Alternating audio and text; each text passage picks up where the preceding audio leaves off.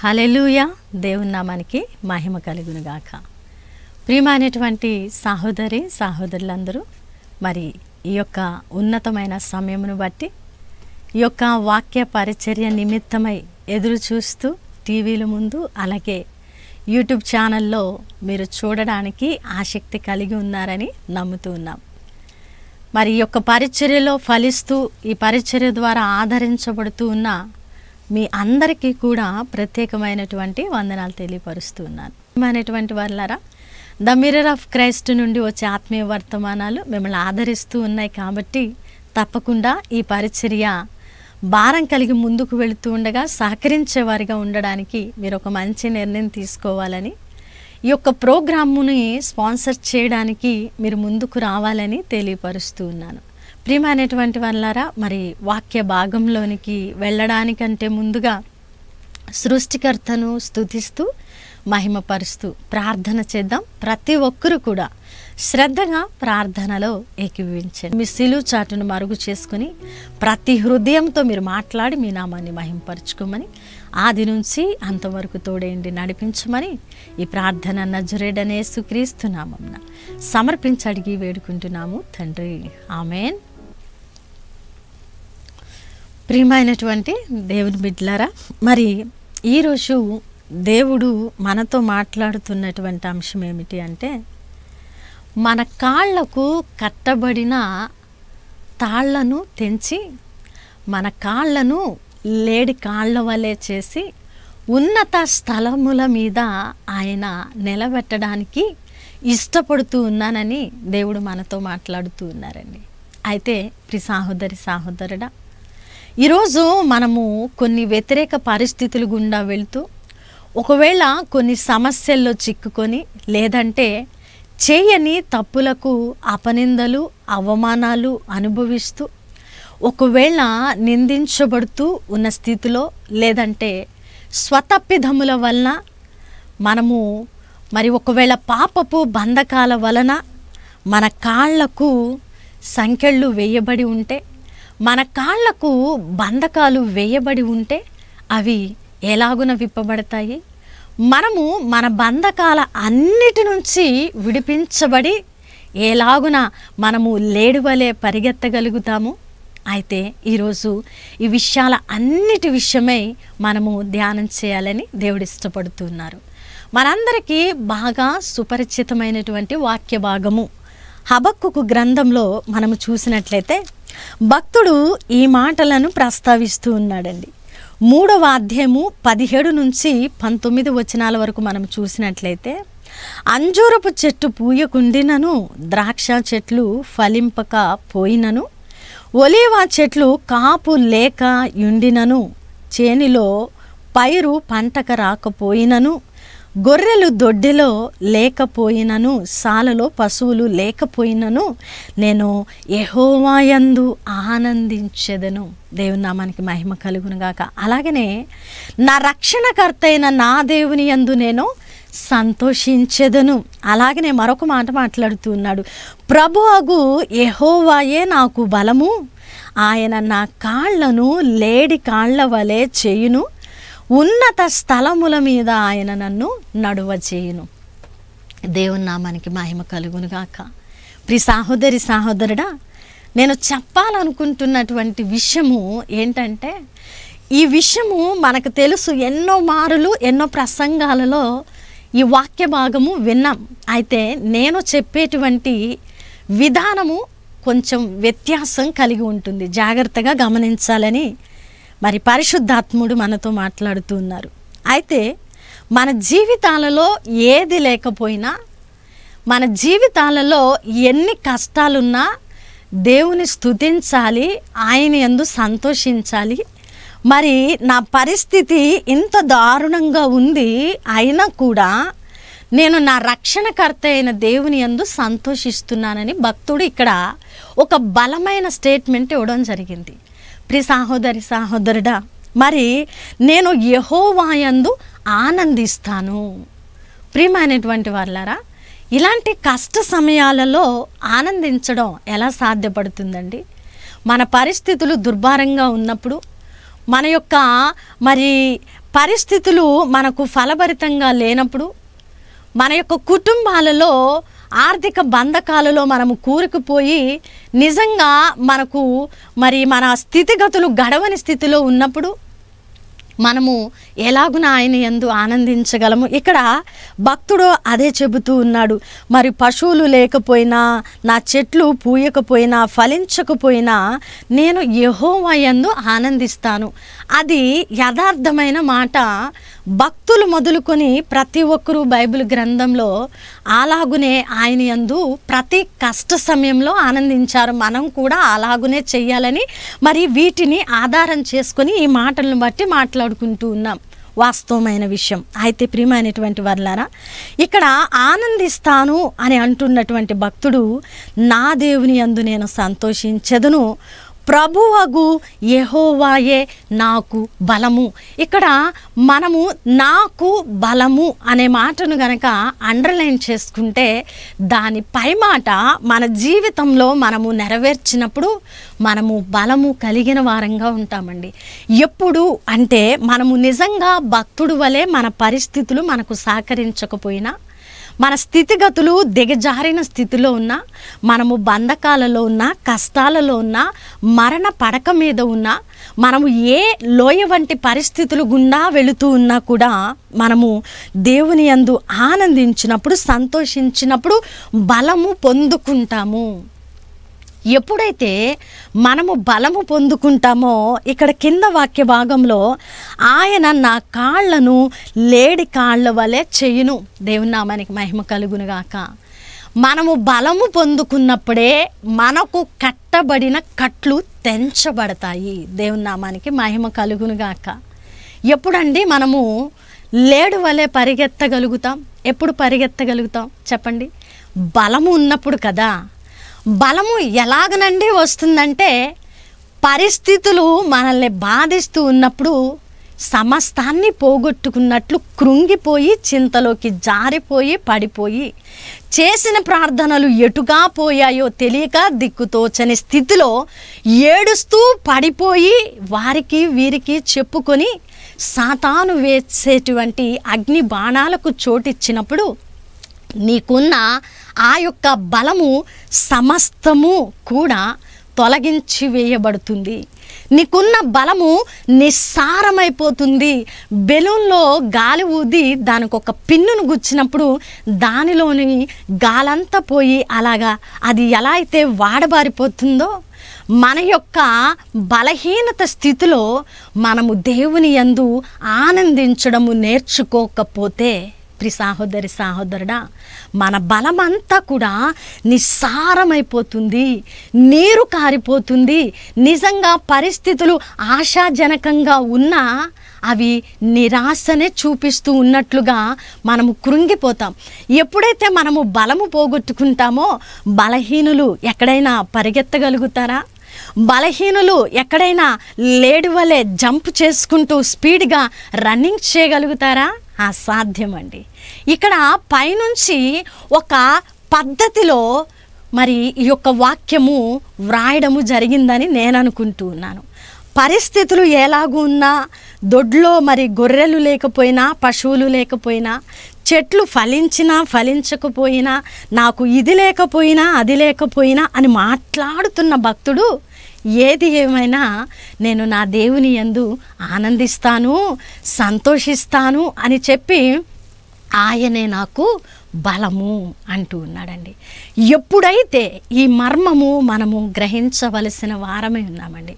ఎప్పుడైతే మన పరిస్థితులు నిరాశలతో ఉంటాయో, ఎప్పుడైతే మన పరిస్థితులకు మార్గాలు కనిపించవో, ఎప్పుడైతే మన పరిస్థితులు మనల్ని పెళ్ళగిస్తూ ఉంటాయో అప్పుడు విశ్వాసం ఉంచాలి.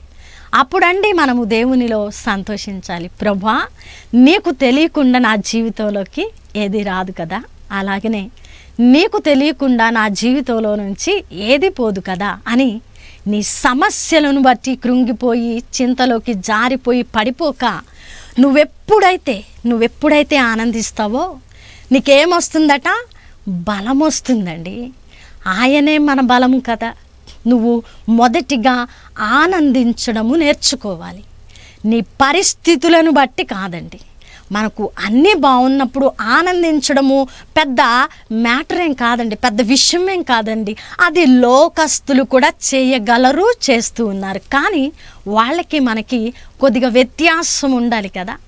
మరి మన బలము, మన కొండ, మన కోట, మన ఆశ్రయదుర్గము మన దేవుడై ఉన్నప్పుడు మనము కూడా లోకస్తులు వలె అన్నీ బాగున్నప్పుడు, సమృద్ధిగా ఉన్నప్పుడు, పరిస్థితులు చక్కగా ఉన్నప్పుడు దేవుడు నా పట్ల ఇన్ని కార్యాలు చేశారు, అన్ని కార్యాలు చేశారని మరి డబ్బాలు కొట్టడం కాదు, కానీ సాక్ష్యాలు చెప్పడము కాదు, కానీ పరిస్థితులు బాగా లేనప్పుడే దేవుని స్తుతించడము, ఆయనలో సంతోషించడము నేర్చుకోవాలండి. ఎప్పుడైతే నేర్చుకుంటావో ఆ సంతోషము నీకు బలాన్ని ఖచ్చితంగా ఇస్తుంది. యథార్థమైన మాట. ఆ బలము పొందుకున్న నువ్వేం చేస్తావంటే, నువ్వు ఎక్కడైతే కట్టబడ్డావో, ఏ పరిస్థితుల్లో, ఏ బంధకాలలో అయితే నీ కాళ్ళు కట్టివేయబడ్డాయో ఆ బంధకాలన్నీ కూడా ఏం చేయబడతాయి? తెంపివేయబడతాయి. ఎలాగో తెంపివేయబడతాయండి. నీకు బలం వస్తుంది కదా. నీకు బలం వచ్చినప్పుడు ఆ బలమునంతటిని కూడగట్టుకొని నిన్ను కృంగదీస్తున్న ప్రతి బంధకాన్ని ఛేదించవచ్చు. దేవుని నామానికి మహిమ కలుగునుగాక. మరి యెహోవాయే నాకు బలము. ఎప్పుడైతే ఆయన బలము మనలోకి వచ్చి మన బంధకాలు తెంచివేయబడతాయో మనము లేడి వలె బహు వేగముగా పరిగెత్తగలము. దేవుని నామానికి మహిమ కలుగునుగాక. ప్రియ సహోదరి, సహోదరుడా, మరి వేగంగా పరిగెట్టిన మన కాళ్ళు ఎక్కడ నిలవబెట్టబడతాయండి? ఎక్కడ అంటే అగాధపు అంచుల్లో కాదండి, అగాధపు అంచుల్లో కాదు. మనము ఇక్కడ ఒక మర్మాన్ని గ్రహిద్దాం. పైనుంచి భక్తుడు మాట్లాడుతూ నాకు అవి లేవు, ఇవి లేవు, అవి లేవు, ఇవి లేవు, అయినా నేను ఆనందిస్తాను అన్నాడు. అతనున్న పరిస్థితి ఏంటంటే అగాధము. అగాధము వంటి పరిస్థితిలో ఎప్పుడైతే సంతోషించాడో బలం వచ్చింది. ఎప్పుడైతే బలం వచ్చిందో ఆ కట్లు తెంచివేయబడ్డాయి. ఎప్పుడైతే ఆ కట్లు తెంచివేయబడ్డాయో అతను లేడి వలె పరిగెట్టగలుగుతాననే నమ్మకాన్ని చూపించాడు. మరి లేడి అంత స్పీడ్గా పరిగెట్టగలిగే అంత సామర్థ్యము కలిగినప్పుడు అది మరలా అగాధంలోకి జారిపోతుందా? మరలా లోయపు అంచుల్లో పడిపోతుందా? లేదండి. ఏం చేస్తుందంటే ఉన్నత స్థలముల మీద నిలబెట్టబడుతుంది. దేవుని నామానికి మహిమ కలుగునుగాక. ఇక్కడున్న పరిస్థితి అగాధము, చీకటి, లోయ. కానీ అతను యెహోవా యందు సంతోషించడము వలన ఆ లోయ వంటి పరిస్థితి ఏమైంది? ఉన్నత స్థలముగా మార్చబడింది. దేవుని నామానికి మహిమ కలుగునుగాక. నేను చెబుతున్న ఈ మాటలు నేను ఎక్కడా కూడా నేర్చుకోలేదు. నేను ప్రసంగానికి నిలబడినప్పుడు పరిశుద్ధాత్మ అగ్ని చేత బలముగా చెప్పబడుతున్నటువంటి మర్మాలు, మాటలు. కాబట్టి ప్రియ సహోదరి, సహోదరుడా, మరి దేవుని వాక్యాన్ని జాగ్రత్తగా విని గ్రహించవలసిన వారమై ఉన్నాం. మరి ఇక్కడ మనం చూసినట్లయితే లేడి కాళ్ళ వలె చేయును, ఉన్నత స్థలముల మీద ఆయన నన్ను నడువజేయును. మనమండి ఈ వాగ్దానం చూస్తాం. ఇక్కడ పైనుంచి 17 నుంచి 18, 19 వచనాలలో ఉన్న ప్రతి విషయము కూడా ఆజ్ఞే. కానీ చివరికి వచ్చేసరికి ఉన్నది ఏంటంటే వాగ్దానము. ఉన్నత స్థలముల మీద ఆయన నన్ను నడువజేయును. ఇది వాగ్దానం అండి. అయితే మనం ఏం చేస్తామంటే టుడే ప్రామిస్, డైలీ వాగ్దానము యూట్యూబ్ ఆన్ చేస్తాం. మనకి కింద వాగ్దానం మాత్రం కనబడుతుంది. మనం దేనికోసమో ప్రయాసపడి ప్రార్థిస్తాం అనుకోండి. ఏ కష్టమో, ఇరుకో, ఇబ్బందో, అవసరమో వచ్చి ప్రార్థిస్తాం. అది రాగానే ఆ వర్డ్ కనిపించగానే వాహ్వా, ఉన్నత స్థలముల మీద ఆయన నన్ను నడవజేయబోతా ఉన్నాడు అని సంతోషించి గంతులు వేసేస్తూ ఉంటాం.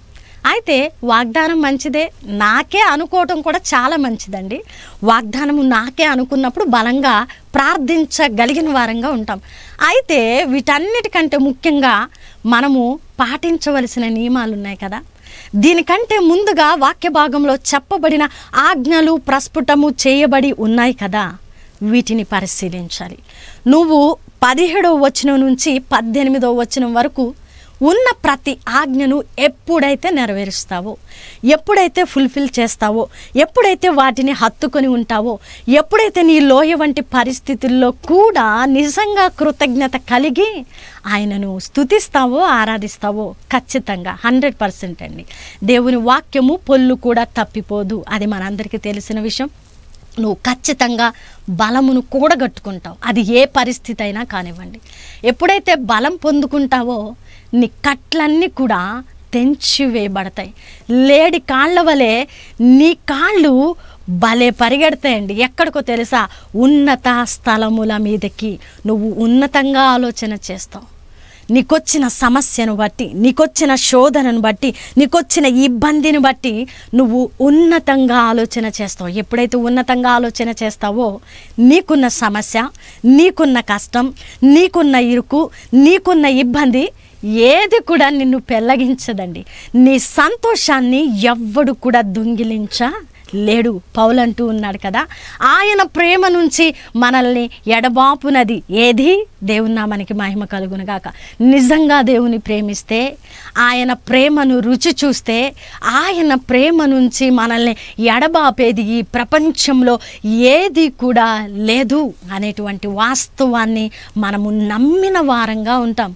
సహోదరి సహోదరుడా, మరి ఈరోజు ఈ క్రింద ఉన్న వాగ్దానము నాకు కావాలండి. నా పాదములు లేడి వలె బలము పొందుకొని పరిగెట్టాలా? నేను పడిన లోయ వంటి పరిస్థితుల నుంచి నేను లేవనెత్తబడాలా? నా పాదములు ఉన్నత స్థలముల మీద నిలబెట్టబడాలా? ఎందుకంటే నన్ను తృణీకరించిన వారికి నేను ఒక సమాధానం కావాలి. నన్ను పనికిరావు అని అన్నవారికి నేనొక ఉదాహరణ కావాలి. నిందలు అనుభవించిన నా జీవితానికి ఉన్నత స్థలముల మీద నిలబెట్టిన నా బ్రతుకు ఒక పాఠము కావాలండి అని అనుకుంటూ ఉన్నావా? అయితే ఈరోజు ఒక మంచి నిర్ణయం తీసుకోవడం మాత్రం తప్పనిసరి. సహోదరి సహోదరుడా, దేవుడు ప్రతిదీ కూడా సమకూర్చి సిద్ధపరిచి అక్కడ పెట్టారండి. దాన్ని, ఆ గవిని స్వాధీనపరుచుకోవడం మాత్రము మన బాధ్యత. అది మన కష్టములోనే ఉన్నది.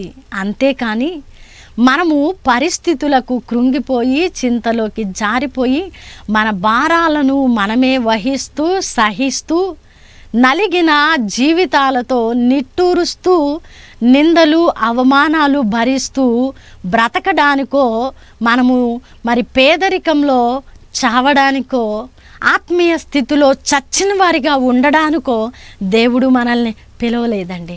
దేవుడు మనల్ని ఉన్నతమైన విధంలో నిలబెట్టడానికి పిలిచాడు. దేవుని పిలుపు ఉన్నతమైనదని ఎప్పుడు అర్థమవుతుందంటే, దేవుని ప్రేమను కరెక్ట్గా నువ్వు రుచి చూసినప్పుడు ఆయన పిలుపేంటో నీకు అర్థమవుతుంది. ఆయన నిన్ను ఎందుకు క్రీస్తు రక్తముతో కడిగారో అర్థమవుతుంది. నీకు దేవుని ప్రేమ అర్థమైనప్పుడు ఆయన ప్రేమ నుంచి నిన్ను ఎడబాపేవాడు ఈ లోకంలో లేనే లేడు. దేవుని శక్తి ముందు సమస్తము కూడా చిన్నదే. మన సమస్యలను, మన ముందు ఉన్న వాటిని చూడక దేవుని శక్తిని ఆధారం చేసుకుందాం. ప్రియమైనటువంటి వారలారా, ఈరోజు ఉన్నత స్థలముల మీద నీ పాదములు నిలబెట్టబడాలి అని అనుకుంటూ ఉన్నావా? అయితే మరి ఒక మంచి నిర్ణయం తీసుకో. నువ్వు ఇవన్నీ భరించాల్సిందే. ఇక్కడ భక్తుడు ఏలాగునైతే తన జీవితంలో ఈ స్టేట్మెంట్ ఇచ్చాడో, అనుభవించాడో, ఇవన్నీ కూడా ఈ ప్రొసీజర్ ఖచ్చితంగా, ఈ ఆర్డర్ అనేది మన దైనందిన జీవితాలలో జరిగి తీరాలి. జరిగినప్పుడు మాత్రమే మనము సంతోషిస్తాం. సంతోషించడం ద్వారా బలము పొందుకున్న బలము మన కట్లను తెంచుతుంది. మన కట్లు తెగిపడినప్పుడు మనము లేడి వలె ఉన్నత స్థలములకు పరిగెడతాం. దేవుని నామానికి మహిమ కలుగునుగాక.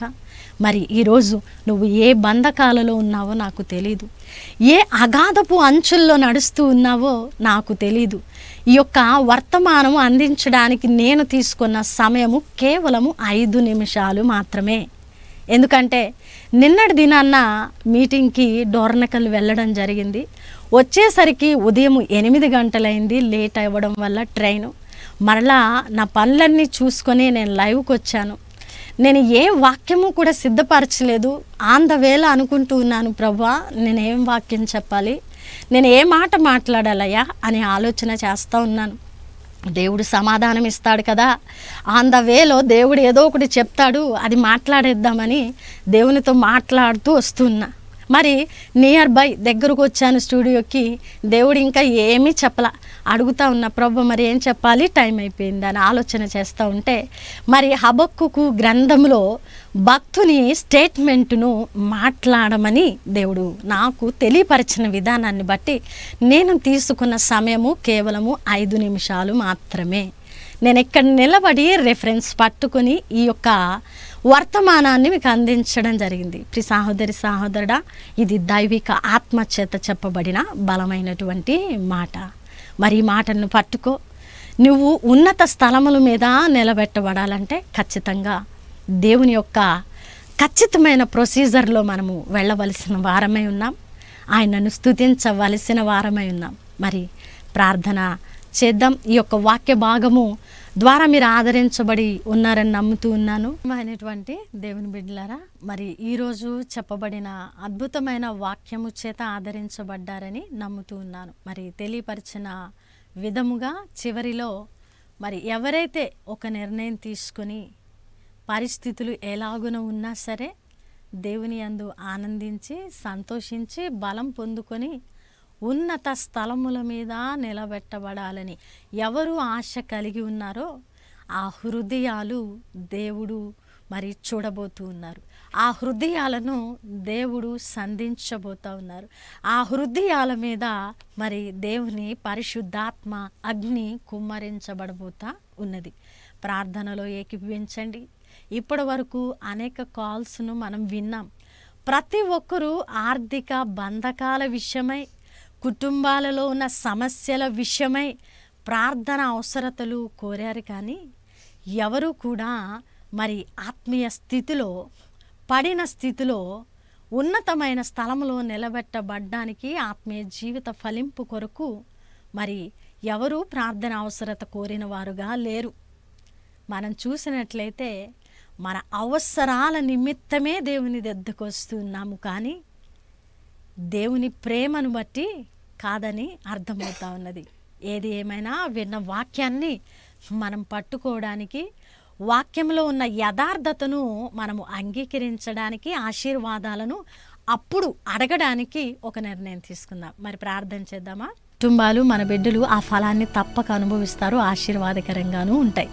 కాబట్టి ప్రియ సహోదరి సహోదరుడా, ఒక మంచి నిర్ణయం తీసుకొని ముందుకు రా. ద మిర్రర్ ఆఫ్ క్రైస్ట్ క్రీస్తుకు అద్దంగా పనిచేస్తుందని చెప్పడానికి సంతోషిస్తూ ఉన్నాను. ప్రయాసంతో మరి పరుగు పందెంలో ముందుకు వెళుతున్నాం. సమస్యలు, అడ్డుగోడాలు, ఆటంకాలు వస్తూ ఉన్నా వాటన్నిటినీ దేవుని పాదాల చెంత పెట్టి మునుముందుకు వెళుతూ ఉన్నాం. మరి ఈ పరిచర్య ఇంకా బహుగా విస్తరించడానికి నీ యొక్క మరి సహకారం కూడా అవసరమై ఉన్నది. కాబట్టి మరి ప్రార్థించి ఒక నిర్ణయం తీసుకొని ఒక లైవ్ ప్రోగ్రామ్ అయినా స్పాన్సర్ చేయడానికి ముందుకు రావాలని తెలియపరుస్తున్నాను. అయితే మరలా కలుసుకుందాం. దేవుడు మిమ్మల్ని, మీ కుటుంబాలను దీవించునుగాక. God bless you all.